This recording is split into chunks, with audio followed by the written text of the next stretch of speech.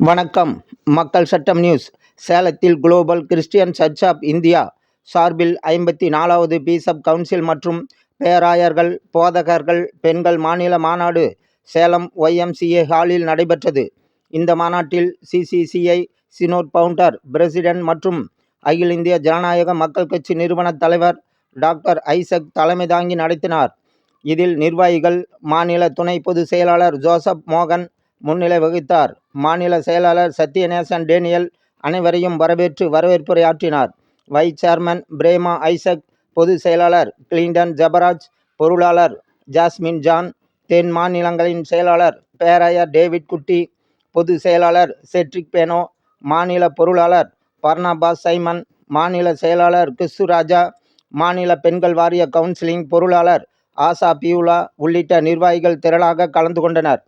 தமிழகத்தில் Global Christian search of India திருச்சபைகளில் 5000 உபதேசியர்கள் மற்றும் போதகர்கள் உள்ளனர். இவர்களுக்கு தமிழக அரசு உதவித்தொகை வழங்க வேண்டும். திருச்சபையில் பணியாற்றும் போதகர்கள், பணியாளர்களுக்கு மாதந்தோறும் உதவித்தொகை வழங்க வேண்டும் போன்ற பல்வேறு தீர்மானங்கள் இந்த மாநில மாநாட்டில் நிறைவேற்றப்பட்டன.